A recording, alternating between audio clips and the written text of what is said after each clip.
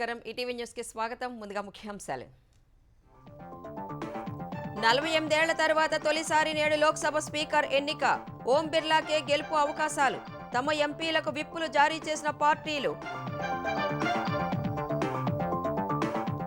లోక్సభలో ప్రతిపక్ష నేతగా రాహుల్ గాంధీ ప్రోటెం స్పీకర్కు లేఖ రాసిన సోనియా తొలిసారి రాజ్యాంగ పదవి చేపట్టనున్న కాంగ్రెస్ నేత ప్రతిపక్ష హోదాపై మడమ తిప్పిన జగన్ 18 సీట్లు లేకుంటే రాదని నాడు సీఎంగా సభలో వ్యాఖ్యలు నేడు అలాంటి నిబంధన లేదంటూ స్పీకర్కు లేఖ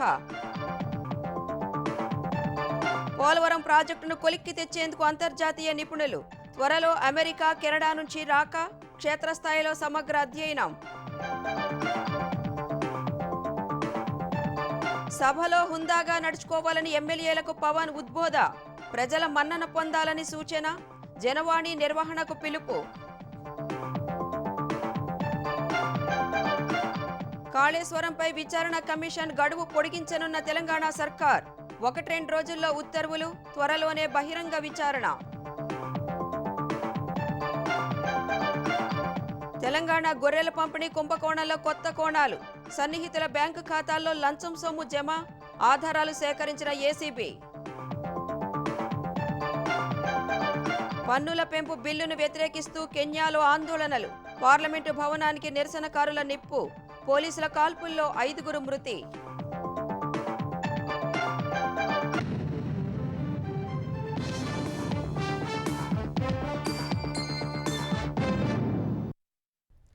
నలభై 48 ఏళ్ల తర్వాత తొలిసారి నేడు లోక్సభ స్పీకర్ ఎన్నిక జరగనుంది. అధికార విపక్ష పార్టీలు తమ అభ్యర్థులను పోటీకి నిలపడంతో ఓటింగ్ అనివార్యమైంది. ఈ నేపథ్యంలో ఇరు కూటముల్లోని పార్టీలు తమ ఎంపీలకు విప్ జారీ చేశాయి. బలాబలాల పరంగా అధికార ఎన్డీఏ అభ్యర్థి ఓం బిర్లా గెలుపు ఖాయంగా కనిపిస్తోంది. లోక్సభ స్పీకర్ పదవి కోసం అధికార ప్రతిపక్షాల నుంచి అభ్యర్థులు బరిలో ఉండడంతో నేడు ఎన్నిక జరగనుంది. Pro tem speaker Bhartrihari Mehtab speaker ఎన్నిక నిర్వహిస్తారు. ప్రస్తుతం లోక్సభలో ఎన్డీఏకు 293 మంది, ఇండియాకు 233 మంది సభ్యులున్నారు. ఓం బిర్లా ఎన్నిక లాంఛనప్రాయమే. ఓటింగ్లో డివిజన్కు విపక్షం పట్టుబడితే సభ్యులకు స్లిప్లను పంపిణీ చేస్తారు. సభ్యులకు సీట్లు కేటాయించకపోవడం, ఎలక్ట్రానిక్ ఓటింగ్ వ్యవస్థ పనిచేయకపోవడంతో మాన్యువల్ ఓటింగ్ నిర్వహించాల్సి ఉంటుంది. అధికార ఎన్డీఏ అభ్యర్థి ఓం బిర్లా స్పీకర్గా ఎన్నికైతే 2 సార్లు ఆ పదవిని చేపట్టిన 5వ వ్యక్తి అవుతారు. 2 సార్లు స్పీకర్ పదవి చేపట్టిన వారిలో బలరాం జాఖడ్ ఒక్కరే 10 ఏళ్ల పదవీ కాలాన్ని పూర్తి చేశారు. 3 సార్లు ఎమ్మెల్యేగా 3 సార్లు ఎంపీగా గెలిచిన ఓం బిర్లా రాజస్థాన్ కు చెందిన నేత.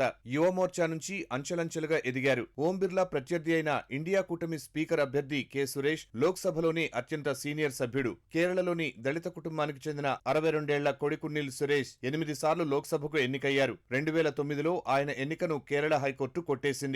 అయితే సుప్రీంకోర్టులో ఆయనకు ఊరట దక్కింది. ఇటీవలి ఎన్నికల్లో ఆయన మావెలిక్కర నుంచి 10,000 ఓట్ల మెజార్టీతో విజయం సాధించారు. 1989 నుంచి గెలుస్తూ వస్తున్న ఆయన మధ్యలో 1998, 2004లో ఓడిపోయారు. స్పీకర్ ఎన్నిక నేపథ్యంలో కాంగ్రెస్ పార్టీ విప్ జారీ చేసింది. నేడు ఎంపీలంతా సభకు హాజరు కావాలని ఆదేశించింది. ఉదయం 11 గంటలకల్లా సభలో ఉండాలని సూచించింది. స్పీకర్ ఎన్నికలో గెలుపోటములు ముఖ్యం కాదని, సంప్రదాయాన్ని గుర్తు చేయడానికేనని ఇండియా కూటమి అభ్యర్థి సురేష్ స్పష్టం చేశారు. గత 2 ఎన్నికల్లో ప్రతిపక్ష హోదా లేదని, డిప్యూటీ స్పీకర్ పదవి ఇవ్వలేదని, ఇప్పుడు ఆ హోదా వచ్చాక కూడా ఇవ్వకపోవడమేమిటని ఆయన ప్రశ్నించారు. డిప్యూటీ స్పీకర్ పదవి విపక్షాలకు ఇస్తే స్పీకర్ ఎన్నికకు సహకరించేవారమని కాంగ్రెస్ అగ్రనేత రాహుల్ గాంధీ స్పష్టం చేశారు. దీనికి ఎన్డీఏ సిద్ధంగా లేనందునే పోటీ చేయాలని నిర్ణయించామని తెలిపారు. అయితే స్పీకర్ ఎన్నికకు ప్రతిపక్షం షరతులు విధించడం సరికాదని పార్లమెంటరీ వ్యవహారాల శాఖ మంత్రి కిరణ్ రిజిజు విమర్శించారు. మరోవైపు ఇండియా కూటమి అభ్యర్థిని నిర్ణయించే ముందు తమను సంప్రదించలేదని తృణమూల్ కాంగ్రెస్ పేర్కొంది. అందుకే మద్దతుగా సంతకాలు చేయలేదని పేర్కొంది. తమ నిర్ణయాన్ని మమతా బెనర్జీ వెల్లడిస్తారని ఆ పార్టీ ఎంపీ అభిషేక్ బెనర్జీ చెప్పారు. ఎన్డీఏ అభ్యర్థి ఓం బిర్లాకు వైకాపా మద్దతు తెలిపే అవకాశం ఉంది. వైకాపాకు లోక్సభలో 4 సభ్యులున్నారు. లోక్సభ స్పీకర్ ఎన్నిక నేపథ్యంలో తమ ఎంపీలకు తెలుగుదేశం విప్ జారీ చేసింది. ఉదయం 11 గంటల నుంచి సభలో తప్పనిసరిగా ఉండాలని, ఎన్డీఏ అభ్యర్థికి ఓటేయాలని Telugu Desam chief whip Harish Balayogi whip జారీ చేశారు. కాంగ్రెస్ అగ్రనేత రాయ్బరేలీ ఎంపీ రాహుల్ గాంధీ లోక్సభలో ప్రతిపక్ష నేతగా వ్యవహరించనున్నారు. ప్రోటెం స్పీకర్ భర్తృహరి మెహతాబ్కు కాంగ్రెస్ పార్టీ ఈ మేరకు లేఖ ద్వారా తమ నిర్ణయాన్ని తెలియజేసింది. కాంగ్రెస్ అధ్యక్షుడు మల్లికార్జున ఖర్గే నివాసంలో ఇండియా కూటమి సభాపక్ష నేతల సమావేశంలో ఈ నిర్ణయం తీసుకున్నారు. భేటీ అనంతరం ఏఐసీసీ ప్రధాన కార్యదర్శి కేసీ వేణుగోపాల్ ఈ విషయాన్ని వెల్లడించారు. Congress parliamentary party chairperson Sonia Gandhi రాహుల్ను లోక్సభలో ప్రతిపక్ష నేతగా నియమించాలని కోరుతూ ప్రోటెం స్పీకర్కు లేఖ రాశారని తెలిపారు. మిగతా పదవులపై నిర్ణయాలు తర్వాత తీసుకోనున్నట్లు తెలిపారు. లోక్సభలో ప్రతిపక్ష నేతగా రాహుల్ గాంధీకి కేబినెట్ మంత్రి స్థాయి ర్యాంకు ఉంటుంది. ప్రోటోకాల్లోనూ ఆయన స్థాయి పెరగనుంది. 25 ఏళ్ల రాజకీయ ప్రస్థానంలో రాహుల్ గాంధీకి ఇదే తొలి రాజ్యాంగపరమైన పదవి కానుంది. లోక్సభలో ప్రతిపక్ష నేత హోదాలో పలు కీలక ప్యానెళ్లలో రాహుల్ గాంధీ సభ్యుడు కానున్నారు. లోక్పాల్, సిబిఐ చీఫ్, కేంద్ర ఎన్నికల సంఘం కమిషనర్ల ఎంపిక జరిపే ప్యానెళ్లలో సభ్యుడిగా వ్యవహరించనున్నారు. పోలవరం ప్రాజెక్టు సవాళ్లను కొలికి తీసుకొచ్చి వాటికి పరిష్కారాలు వెతికే క్రమంలో వివిధ సంస్థలు భాగస్వాములవుతున్నాయి. అమెరికా సంయుక్త రాష్ట్రాలు, కెనడాకు చెందిన 4 అంతర్జాతీయ నిపుణులు వస్తున్న నేపథ్యంలో అన్ని సంస్థలను ఈ పర్యటనలో భాగస్వాములను చేస్తున్నారు.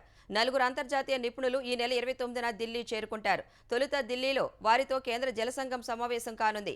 ఆ సమావేశానికి పోలవరం ఇన్ఛార్జి సిఈ నరసింహమూర్తి హాజరు కానున్నారు. కేంద్ర జలసంఘం చైర్మన్, అక్కడి సభ్యులు పోలవరం అంశాలకు సంబంధించి ప్రాథమికంగా వారికి అవసరమైన సమాచారం ఇవ్వనున్నారు. 4 రోజుల పాటు అంతర్జాతీయ నిపుణులు పోలవరంలో ఉండనున్నారు. తొలి 2 రోజులు పోలవరం మొత్తం తిరిగి క్షేత్రస్థాయి పరిస్థితులు తెలుసుకుంటారు. తర్వాత 2 రోజులు చర్చల్లో పాల్గొంటారు. అన్ని అంశాలపై కేంద్ర జలశక్తి శాఖకు నివేదిక సమర్పిస్తారు.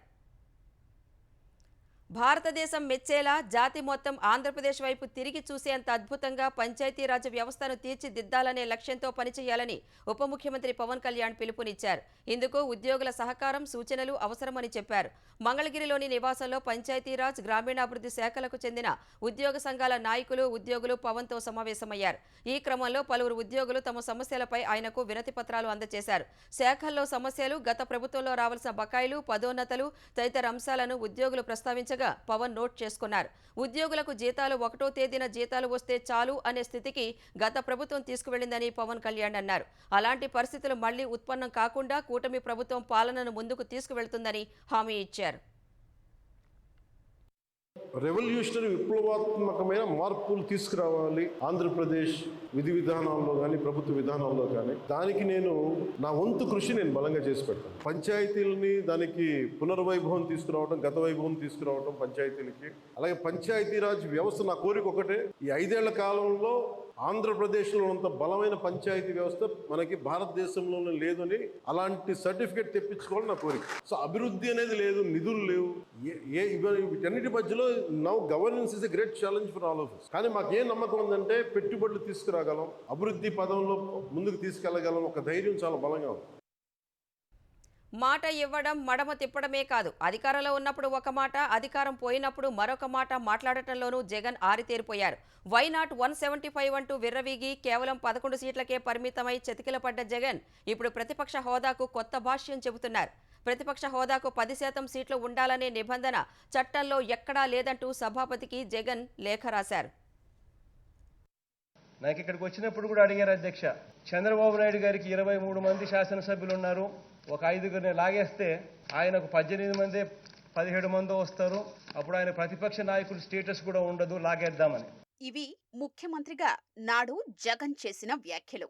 ప్రతిపక్ష హోదా ఉండాలంటే కనీసం 18 మంది ఎమ్మెల్యేలు ఉండాలని అక్షరాల ఆయనే చెప్పారు. చంద్రబాబుకు ప్రతిపక్ష హోదా లేకుండా చెయ్యాలంటే తెలుగుదేశం నుంచి గెలిచిన 23 మందిలో నుంచి 4-5గురిని లాగేస్తే సరిపోతుందని మా వాళ్లు సలహా ఇచ్చారని అధికార గర్వంతో మాట్లాడారు. ఆయన చెప్పిన లెక్క ప్రకారం ప్రతిపక్ష హోదా రావాలంటే కనీసం 17 నుంచి 18 సీట్లుండాలి. అంటే మొత్తం సీట్లలో కనీసం 10% సీట్లొస్తేనే ప్రతిపక్ష హోదా ఉంటుందనే జగన్ ఆనాడు చెప్పారు. ఇప్పుడేమో నాలుక మడతేసేశారు. ప్రతిపక్ష హోదా ఇవ్వాలంటే మొత్తం సీట్లలో కనీసం 10% సీట్లు వచ్చి ఉండాలన్న నిబంధన చట్టంలో ఎక్కడా లేదని కొత్త పల్లవి ఎత్తుకున్నారు. ఆ మేరకు సభాపతికి లేఖ రాశారు. ఎమ్మెల్యేల ప్రమాణ స్వీకారం కార్యక్రమాన్ని చూస్తేనే తనకు ప్రధాన ప్రతిపక్ష నాయకుడి హోదా ఇవ్వరని అర్థమవుతోందని లేఖలో పేర్కొన్నారు. సభానాయకుడి ప్రమాణం తర్వాత ప్రతిపక్ష నాయకుడు, అనంతరం మంత్రులు ప్రమాణం చెయ్యారని, కానీ సంప్రదాయాలకు విరుద్ధంగా మంత్రుల తరువాత తనతో ప్రమాణం చేయించారన్నారు. దీన్ని బట్టి తనకు ప్రతిపక్ష నాయకుడి హోదా ఇవ్వకూడదని ముందే నిర్ణయించుకున్నట్లు తెలుస్తోందన్నారు. అసెంబ్లీ అసెంబ్లీలోని మొత్తం సీట్లలో 10% సీట్లు రానందున వైకాపాకు ప్రధాన ప్రతిపక్ష హోదా దక్కదనే ప్రచారం జరుగుతోందని, కానీ ఇన్ని సీట్లొస్తేనే ప్రధాన ప్రతిపక్షంగా గుర్తించాలన్న నిబంధన శాసనసభ ప్రవర్తన నియమావళిలో ఎక్కడా లేదని లేఖలో జగన్ పేర్కొన్నారు. 1984లో లోక్సభలో 543 ఎంపీ స్థానాలకు గాను తెలుగుదేశానికి కేవలం 30 స్థానాలు వచ్చినా ప్రతిపక్ష హోదా ఇచ్చారని గుర్తు చేశారు. 1994లో ఉమ్మడి ఆంధ్రప్రదేశ్ శాసనసభలోని మొత్తం 294 సీట్లకు గాను కాంగ్రెస్ కు 26 సీట్లు మాత్రమే వచ్చాయని, అప్పుడు 10% సీట్లు లేకున్నా ప్రతిపక్ష హోదా ఇచ్చారని తెలిపారు. కాబట్టి తనకు ప్రతిపక్ష హోదా ఇవ్వాలని కోరారు. సార్వత్రిక ఎన్నికల్లో ఘోర పరాజయంతో వైకాపా కేవలం 11 సీట్లకే పరిమితమైంది. జగన్ ఓ ఎమ్మెల్యే తప్ప ఎలాంటి ప్రత్యేకత లేదు. అసెంబ్లీ సాంప్రదాయం ప్రకారం ముందుగా సభానాయకుడు ప్రమాణం చేసిన తరువాత మంత్రులతో ప్రమాణం చేయిస్తారు. తరువాత అక్షర క్రమంలో ఎమ్మెల్యేలతో సభాపతి ప్రమాణం చేయిస్తారు. కానీ మాజీ ముఖ్యమంత్రి అన్న గౌరవంతో జగన్ను మంత్రుల తరువాత నేరుగా ప్రమాణం చేయించారు. దీన్ని సైతం తప్పుబడుతూ జగన్ లేఖ రాశారు. తాను అధికారంలో ఉన్నప్పుడు ఒకలా, ఓడిపోయినప్పుడు మరోలా సభా సంప్రదాయాల గురించి మాట్లాడుతున్నారు. రైతు భరోసాపై రైతుల నుంచి అభిప్రాయాలు సేకరించే ప్రక్రియలో మంత్రులు కూడా పాల్గొనాలని తెలంగాణ ఉప ముఖ్యమంత్రి భట్టి విక్రమార్క కోరారు. వ్యవసాయం, చేనేత, జౌళి శాఖల బడ్జెట్ ప్రతిపాదనలపై సచివాలయంలో మంత్రి తుమ్మల నాగేశ్వరరావుతో కలిసి భట్టి సమీక్ష నిర్వహించారు. రానున్న సీజన్లో పంటల బీమాకు టెండర్ల ప్రక్రియ, కేంద్ర రాష్ట్ర ప్రభుత్వాల వాటాలపై ఆయన చర్చించారు. రైతు సంక్షేమం కోసం పెద్ద ఎత్తున నిధులు ఖర్చు చేస్తున్నామని, అయితే వ్యవసాయ అభివృద్ధి చర్యలపై దృష్టి సారించాల్సిన అవసరం ఉందన్నారు. డ్రిప్ ఇరిగేషన్కు నిధులిస్తే ఉపయోగకరంగా ఉంటుందని వ్యవసాయ శాఖ అధికారులు అభిప్రాయపడ్డారు. రైతు రుణమాఫీ, రైతు భరోసా, రైతు బీమా పథకాలపై ఇప్పటి వరకు చేస్తున్న ఖర్చు, ఎన్నికల సమయంలో ఇచ్చిన హామీల అమలుకు అవసరమయ్యే బడ్జెట్ లెక్కలపై మంత్రులు సమీక్షించారు. కేంద్ర ప్రభుత్వ మ్యాచింగ్ గ్రాంట్లను సద్వినియోగం చేసుకోవాలని మంత్రి తుమ్మల అధికారులకు సూచించారు. తెలంగాణలో సంచలనం సృష్టించిన గొర్రెల పంపిణీ పథకం కుంభకోణంలో అవినీతి నిరోధక సంస్థ దర్యాప్తులో విస్తుపోయే విషయాలు వెలుగులోకి వస్తున్నాయి.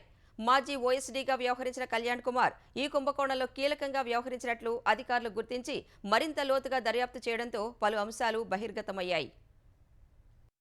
తెలంగాణలో గొర్రెల పంపిణీ పథకం అక్రమాల వ్యవహారంలో మాజీ మంత్రి తలసాని శ్రీనివాస్ యాదవ్ ఓఎస్డీగా పనిచేసిన గుండమరాజు కళ్యాణ్ కుమార్ దళారుల నుంచి తన సన్నిహితుల బ్యాంకు ఖాతాలకు లంచం సొమ్మును బదిలీ చేయించుకున్నట్లు ఏసీబీ గుర్తించింది. తెలంగాణ వ్యాప్తంగా ఈ పథకాన్ని పర్యవేక్షించిన కళ్యాణ్ కుమార్ తో పాటు మరికొందరు ఒక్కో యూనిట్కు 2,000 చొప్పున అనధికారిక లబ్ధి పొందినట్లు దర్యాప్తులో తేలింది. ఆ సొమ్మును దళారుల నుంచి తన సన్నిహితుల బ్యాంకు ఖాతాలకు బదిలీ చేయించుకున్న తీరును దర్యాప్తు సంస్థ బహిర్గతం చేసింది. గొర్రెల పథకంలో రామరాజు అనే వ్యక్తి దాదాపు 380 యూనిట్లను సరఫరా చేసినట్లు రికార్డుల్లో గుర్తించారు. రామరాజు వద్ద పనిచేసిన వినయ్ బ్యాంకు ఖాతాను ఏసీబీ అధికారులు పరిశీలించారు. గతేడాది నవంబర్ 4న మధ్యాహ్నం 1:47 వినయ్ కు రామరాజు ఫోన్ చేసినట్లు తేలింది. 2 ఫోన్ నంబర్లు ఇచ్చి వాటికి నగదు బదిలీ చేయాలని వినయ్ కు సూచించినట్లు గుర్తించారు. ఈ క్రమంలోనే వినయ్ బ్యాంక్ ఖాతా ద్వారా పశుసంవర్ధక శాఖలో పనిచేసే ఒక మహిళా ఉద్యోగి ఫోన్ నెంబర్కు ఆన్లైన్లో 50,000 బదిలీ చేసినట్లు గుర్తించారు. అలాగే కళ్యాణ్ సన్నిహితుడి భార్య ఖాతాకు 2 లక్షలు బదిలీ చేసినట్లు వెల్లడైంది. నగదు బదిలీ జరిగిన రోజు సదరు సన్నిహితుడు ఉదయం 10:59 కళ్యాణ్ కుమార్ కు ఫోన్ చేసినట్లు తేలింది. కళ్యాణ్ రెగ్యులర్ గా మహిళా ఉద్యోగితో ఫోన్లో మాట్లాడినట్లు తేలింది. మరోవైపు వినయ్, రామరాజు నుంచి మహిళా ఉద్యోగికి ఎలాంటి ఫోన్ కాల్స్ లేవని తేలింది. గొర్రెలను సమకూర్చడంలో కీలకంగా వ్యవహరించిన రామరాజు నుంచి కళ్యాణ్ కు అనధికారికంగా నగదు అందినట్లు అధికారులు గుర్తించారు. రామరాజు తన ఉద్యోగి వినయ్ ద్వారా కళ్యాణ్ కు సన్నిహితంగా ఉన్న మహిళా ఉద్యోగి ఖాతాకు నగదు బదిలీ చేసినట్లు నిర్ధారణకు వచ్చారు. అలాగే అదే రోజు మహిళా ఉద్యోగికి కళ్యాణ్ కుమార్ 2 సార్లు ఫోన్ చేయగా ఆమె మరో 2 సార్లు అతడికి ఫోన్ చేసినట్లు గుర్తించారు. అలాగే కళ్యాణ్ కుమార్ కాల్ డేటా రికార్డులను విశ్లేషించగా మహిళా ఉద్యోగి నుంచి 1894 ఇన్కమింగ్ కాల్స్ ఉన్నట్లు, కళ్యాణ్ నుంచి మహిళా ఉద్యోగికి 1311 అవుట్ గోయింగ్ కాల్స్ ఉన్నట్లు వెల్లడైంది. రామరాజు డ్రైవర్ నుంచి 161 సిఆర్పిసి కింద ఏసీబీ వాంగ్మూలం సేకరించింది. రామరాజు తరచూ కళ్యాణ్ కుమార్ ను కలిసేవాడని తేలింది. రామరాజుతో పాటు ఇదే కేసులో ప్రధాన నిందితుడు మొహియుద్దీన్ లాంటి మరికొందరు దళారులతో కళ్యాణ్ దందా నడిపించినట్లు అధికారులు గుర్తించారు. ఈ బృందం క్షేత్ర, జిల్లా, రాష్ట్ర స్థాయిలో అధికారులతో పాటు కీలక ప్రజాప్రతినిధులకు స్థాయిల వారీగా లంచాలు ముట్టజెప్పినట్లు వెల్లడైంది. రైతు భరోసా పథకాన్ని అన్నదాత సుఖీభవగా పేరు మారుస్తూ ఆంధ్రప్రదేశ్ ప్రభుత్వం ఆదేశాలు జారీ చేసింది. ఈ మేరకు సదరు వెబ్సైట్లో మార్పులు చేశారు. ఎన్నికల హామీల్లో భాగంగా రైతులకు అన్నదాత సుఖీభవ పథకం కింద 20,000 రూపాయలు ఆర్థిక సాయం చేయాలని నిర్ణయించారు. ఇందులో కేంద్రం వాటా 6,000, ఆంధ్రప్రదేశ్ వాటా కింద 14,000 అందచేయనున్నారు. ప్రజలు జనసేనపై పెట్టుకున్న ఆశలు ఆకాంక్షలను శాసనసభలో ప్రతిఫలింపచేద్దామని ఆ పార్టీ అధినేత ఆంధ్రప్రదేశ్ ఉప ముఖ్యమంత్రి పవన్ కళ్యాణ్ స్పష్టం చేశారు. జనసేన పార్టీ ఎమ్మెల్యేలకు సభా వ్యవహారాలు, నియమావళి, సంప్రదాయాలపై ఆయన అవగాహన కార్యక్రమం నిర్వహించారు. గెలిచిన వారిలో ఎక్కువ శాతం శాసనసభ వ్యవహారాలకు కొత్త వారేనని, అందరం సభ నియమావళి, సంప్రదాయాలపై అవగాహన తెచ్చుకోవాలని సూచించారు. సభలో మన నడవడిక, చర్చించే విధానం ప్రజల మన్ననలు పొందాలని పవన్ సూచించారు. తొలి 100 రోజులు పాలనాపరమైన విషయాలపై అవగాహన, అధ్యయనంపై దృష్టి పెట్టాలన్నారు. ప్రజా సమస్యల పరిష్కారానికి కట్టుబడి ఉండాలన్నారు. అధికారులు, ఉద్యోగులతో మాట్లాడేటప్పుడు చర్చల్లో పరుష పదజాలం వాడొద్దన్నారు. జనసేన నుంచి గెలిచిన ఎంపీలు, ఎమ్మెల్యేలకు అభినందన కార్యక్రమం చేపట్టాలని నిర్ణయించామని పవన్ తెలిపారు. ఈ కార్యక్రమం తర్వాత నియోజకవర్గ స్థాయిలో అభినందన సభలు నిర్వహించాలన్నారు. జనసేన పక్షాన నిర్వహించిన జనవాణి విజయవంతం అయిందన్న పవన్, నియోజకవర్గ స్థాయిలో ప్రతి నెల జనవాణి చేపట్టాలని ఎమ్మెల్యేలకు సూచించారు. వైకాపా నేత మాజీ మంత్రి జోగి రమేష్ కుటుంబ సభ్యుల భూ కబ్జాపై ఆంధ్రప్రదేశ్ అధికారులు విచారణ చేపట్టారు. విజయవాడ గ్రామీణ మండలం అంబాపురంలో సిఐడి అటాచ్ చేసిన అగ్రిగోల్డ్ భూములను జోగి రమేష్ కుమారుడు బాబాయ్ ఆక్రమించి విక్రయించిన సంగతి ఇటీవల వెలుగులోకి వచ్చింది. మంగళగిరిలోని సిఐడి ప్రధాన కార్యాలయానికి చెందిన అధికారులు అంబాపురం వచ్చి కబ్జాకు గురైన భూమిని పరిశీలించారు. రెవెన్యూ, 2వ పట్టణ పోలీసులను అడిగి వివరాలు తెలుసుకున్నారు. దీనిపై ఉన్నతాధికారులకు నివేదిక ఇచ్చినట్లు తెలిసింది. జోగి కుటుంబ సభ్యులపై కేసును సిఐడి నమోదు చేయాలా, విజయవాడ పోలీసులా అనేది 1-2 రోజుల్లో స్పష్టత రానుంది. ఆంధ్రప్రదేశ్ వ్యాప్తంగా మరెక్కడైనా అగ్రిగోల్డ్ భూములు ఆక్రమణకు గురయ్యాయా అనే అంశాన్ని అధికారులు పరిశీలిస్తున్నారు. కాళేశ్వరం ఆనకట్టలకు సంబంధించిన అంశాలపై విచారణ జరుపుతున్న జస్టిస్ పిసి ఘోష్ కమిషన్ గడువును తెలంగాణ సర్కార్ పొడిగించనుంది. ఈ మేరకు 1-2 రోజుల్లో ఉత్తర్వులు జారీ చేయనుంది. 100 రోజుల వ్యవధితో కమిషన్ను నియమిస్తూ ప్రభుత్వం గతంలో ఉత్తర్వులు జారీ చేసింది. లోక్సభ ఎన్నికల కోడ్, ఇతరత్రా కారణాల వల్ల విచారణకు తగిన సమయం లభించలేదు. ఇప్పటి వరకు ఇంజనీర్లు, నిర్మాణ సంస్థల ప్రతినిధులను విచారించిన జస్టిస్ పిసి ఘోష్ అందరినీ అఫిడవిట్లు దాఖలు చేయాలని ఆదేశించారు. ఈ నెల 28 వరకు అఫిడవిట్లకు గడువు ఉంది. ఆ తరువాత వాటి ఆధారంగా బహిరంగ విచారణ వేయాలని భావిస్తున్నారు. అయితే కమిషన్కు ప్రభుత్వం ఇచ్చిన గడువు ఈ నెలాఖరుతో ముగియనుంది. విచారణ ప్రక్రియ ఇంకా ఉన్న పరిస్థితుల్లో మరో 2 నెలల పాటు కమిషన్ గడువు పొడిగించాలని నీటిపారుదల శాఖ ప్రతిపాదించింది. ఈ మేరకు తెలంగాణ ప్రభుత్వం ఉత్తర్వులు జారీ చేయనున్నట్లు సమాచారం. యాదాద్రి, భద్రాద్రి విద్యుత్ సంస్థల నిర్మాణం, ఛత్తీస్గఢ్ విద్యుత్ కొనుగోళ్ల అంశంపై మరింత సమాచారం ఇవ్వాలని మాజీ సీఎం కేసీఆర్కు ఈ నెల 19న విచారణ కమిషన్ చైర్మన్ జస్టిస్ నరసింహారెడ్డి 2వ లేఖ రాశారు. గతంలో మొదటి లేఖ రాసి ఈ నెల 15 లోపు సమాధానం ఇవ్వాలని కోరడంతో 15వ తేదీన మాజీ ముఖ్యమంత్రి కేసీఆర్ సుదీర్ఘ సమాధానం ఇచ్చారు. ఆ తర్వాత కమిషన్ ముందు పలువురు విద్యుత్ రంగ నిపుణులు, ప్రజాప్రతినిధులు హాజరై తమ వద్ద ఉన్న సమాచారాన్ని తెలియజేశారు.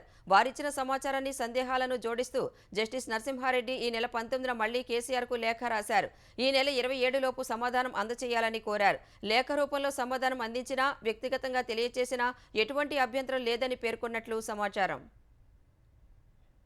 2 లక్షల రుణమాఫీ ఎవరికి చేస్తారో మండలాలు, గ్రామాల వారీగా జాబితా ప్రకటించాలని మాజీ మంత్రి సింగిరెడ్డి నిరంజన్ రెడ్డి తెలంగాణ ప్రభుత్వాన్ని డిమాండ్ చేశారు. 5 ఎకరాల లోపు భూమి ఉన్న రైతుల రుణాలు, 2 లక్షల రుణం ఉన్న వారి వివరాలు ప్రభుత్వం వెల్లడించాలని కోరారు. ఎన్నికల సమయానికి మిగిలిన రుణమాఫీ ఇస్తారో లేదో చెప్పాలన్నారు. వానాకాలం ప్రారంభమైన రైతు భరోసా ఇవ్వటం లేదన్న నిరంజన్ రెడ్డి అడిగితే కుంటి సాకులు చెబుతున్నారని మండిపడ్డారు. మీరు ఎన్నికలప్పుడు ఏం చెప్పినారు? కేసీఆర్ సర్కారు అమలు చేయకుండా మిగిలిపోయింది మొత్తం ఎంత రుణమాఫీ ఎంత ఉందో అది మొత్తం మేము మాఫీ చేస్తామని చెప్పినారు. మేము గుర్తు చేస్తున్నాయి వాళ్ళ మళ్ళా. మీరు మొన్న మాట్లాడినప్పుడు క్యాబినెట్ తర్వాత మీరు ప్రకటించినప్పుడు ఏం చెప్పినారు?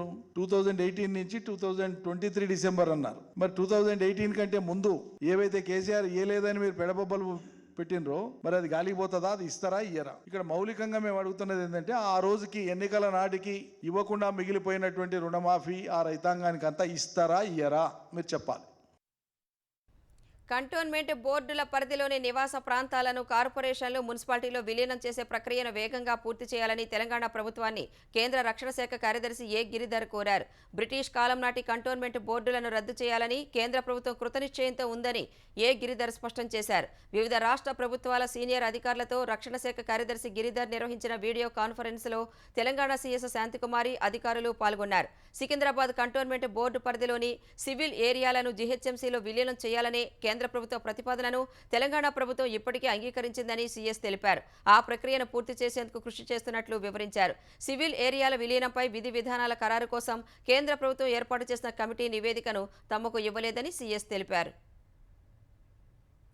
రామోజీ గ్రూప్ సంస్థల చైర్మన్ దివంగత రామోజీరావు సంస్మరణ సభను రాష్ట్ర కార్యక్రమంగా పేర్కొంటూ ఆంధ్రప్రదేశ్ సాధారణ పరిపాలనా శాఖ మెమో జారీ చేసింది. రేపు జరగనున్న రామోజీరావు సంస్మరణ సభకు 5 మంత్రులు 12 మంది అధికారులతో 2 కమిటీలు ఏర్పాటు చేసింది. మంత్రుల కమిటీలో సభ్యులుగా కె పార్థసారథి, నాదెండ్ల మనోహర్, సత్యకుమార్, కొల్లు రవీంద్ర, నిమ్మల రామానాయుడు ఉన్నారు. కృష్ణా జిల్లా పెనమలూరు మండలం తాడిగడప ఎనికేపాడు 100 అడుగుల మార్గంలోని శ్రీ చైతన్య కళాశాల ఎదురుగా గల స్థలంలో ఈ కార్యక్రమాన్ని నిర్వహించనున్నారు. ముఖ్యమంత్రి చంద్రబాబు, వివిధ రంగాలకు చెందిన ప్రముఖులు హాజరు కానున్న నేపథ్యంలో పోలీసుల పటిష్ట బందోబస్తును ఏర్పాటు చేస్తున్నారు. సభ ఏర్పాట్లను పెనమలూరు ఎమ్మెల్యే బోడే ప్రసాద్ పర్యవేక్షిస్తున్నారు.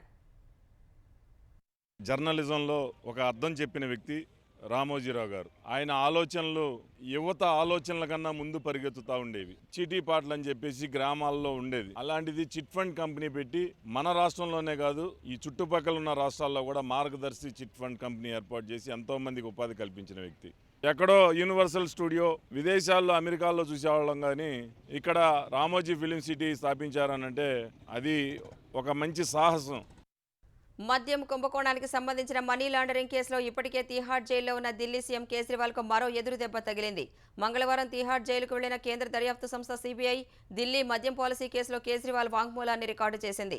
నేడు ట్రయల్ కోర్టులో కేజ్రీవాల్ను హాజరుపరిచేందుకు సిబిఐ అనుమతి తెచ్చుకుంది. కోర్టులో హాజరుపరిచే ముందు కేజ్రీవాల్ను సిబిఐ అరెస్టు చేసే అవకాశం ఉందని సంబంధిత వర్గాల ద్వారా తెలుస్తోంది.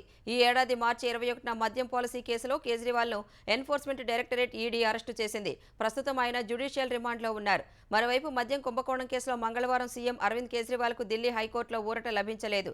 కేజ్రీవాల్ బెయిల్పై ఇచ్చిన స్టే కొనసాగుతుందని ఢిల్లీ హైకోర్టు స్పష్టం చేసింది. జూన్ 20న కేజ్రీవాల్కు రౌస్ ఎవెన్యూ కోర్టు బెయిల్ మంజూరు చేసింది. ఆ తీర్పును ఢిల్లీ హైకోర్టులో ఈడీ సవాల్ చేసింది. దీనిపై విచారణ జరిపిన జస్టిస్ సుధీర్ కుమార్ జైన్ నేతృత్వంలోని బెంచ్ బెయిల్ మంజూరుపై స్టే విధించింది.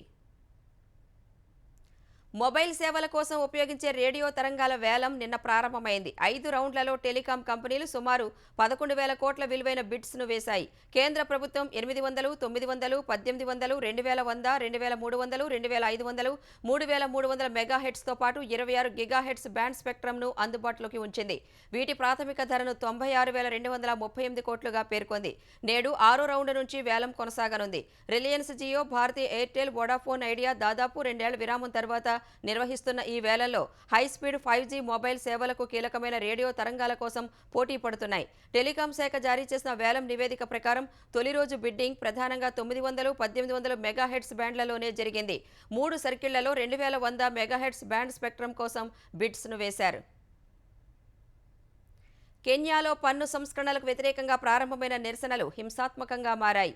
పరిస్థితిని అదుపులోకి తెచ్చేందుకు భద్రతా సిబ్బంది జరిపిన కాల్పుల్లో 5 ప్రాణాలు కోల్పోయారని 31 మంది గాయపడ్డారని తెలుస్తోంది. స్థానిక వైద్య సిబ్బంది ప్రకారం మృతుల సంఖ్య 10 వరకు ఉందని పలు అంతర్జాతీయ వార్తా సంస్థలు తెలిపాయి. ప్రతిపాదిత పన్ను సంస్కరణలకు సంబంధించి కెన్యా పార్లమెంట్లో ప్రవేశపెట్టిన ద్రవ్య బిల్లును ఉపసంహరించుకోవాలని మంగళవారం రాజధాని నైరోబీలో భారీ ప్రదర్శన నిర్వహించారు. ఈ సందర్భంగా పార్లమెంట్లోకి ప్రవేశించిన ఆందోళనకారులు కుర్చీలు, బల్లలు, తలుపులు, అద్దాలను ధ్వంసం చేసి నిప్పంటించారు. పరిస్థితిని అదుపులోకి తెచ్చేందుకు భద్రతా దళాలు కాల్పులు జరిపాయి. పన్ను సంస్కరణల పేరుతో బ్యాంకుల్లో నగదు లావాదేవీలపై, డిజిటల్ మనీ చెల్లింపులపై, వంట నూనెలపై, ఉద్యోగుల వేతనాలపై, మోటార్ వాహనాలపై పన్నులను పెంచుతూ కెన్యా ప్రభుత్వం బిల్లును పార్లమెంట్లో ప్రవేశపెట్టింది. బిల్లును వ్యతిరేకిస్తూ నిరసనకారులు పార్లమెంటును చుట్టుముట్టారు. ఆందోళనల నేపథ్యంలో కెన్యాలో ఉంటున్న భారతీయులు అప్రమత్తంగా ఉండాలని భారత హైకమిషన్ సూచించింది. ఆంధ్ర క్రికెట్ అసోసియేషన్ ఏసీఏను బలోపేతం చేయడమే తన లక్ష్యమని క్రికెటర్ హనుమ విహారీ అన్నారు. ఈ మేరకు సచివాలయంలో మంత్రి నారా లోకేష్ను కలిసి గత 5 ఏళ్లలో జరిగిన అక్రమాలపై ఫిర్యాదు చేసినట్లు హనుమ విహారీ తెలిపారు. ఏసీఏ తనను ఇబ్బందులకు గురిచేసిందని, బలవంతంగా కెప్టెన్గా రాజీనామా చేయించారని లోకేష్ దృష్టికి తీసుకువెళ్లారు. దీనిపై మంత్రి సానుకూలంగా స్పందించారని, ఏసీఏతో ఎలాంటి ఇబ్బంది లేకుండా చూస్తామని హామీ ఇచ్చినట్లు విహారీ తెలిపారు. ఏసీఏ తరపునే తనను క్రికెట్ ఆడాలని లోకేష్ సూచించారన్న విహారీ క్రీడల్లో రాజకీయాలు లేకుండా చూస్తామని భరోసా ఇచ్చినట్లు పేర్కొన్నారు. ఎన్ఓసి తీసుకున్నాను ఆంధ్ర క్రికెట్ అసోసియేషన్ నుంచి వేరే స్టేట్కి ఆడదామని, కానీ సార్ భరోసా ఇచ్చి మళ్ళీ నువ్వు ఆంధ్రాకి ఆడాలి, ఇలాంటి ప్లేయర్ని ఆంధ్రాలో ఉండాలి, మన సొంత గడ్డ మీద ఆడాలన్న కాన్ఫిడెన్స్ ఇవ్వడంతో మరొకసారి ఆంధ్ర క్రికెట్ అసోసియేషన్కి రిటర్న్ రావడం జరిగింది. సార్ ఇచ్చిన కాన్ఫిడెన్స్తో ఆంధ్ర క్రికెట్ అసోసియేషన్కి రిటర్న్ రావడం, ఓవరాల్గా ఆంధ్ర ఎలా ఇంకా బెటర్ అవ్వచ్చు అనే విషయాలు కూడా మాట్లాడడం జరిగింది. సో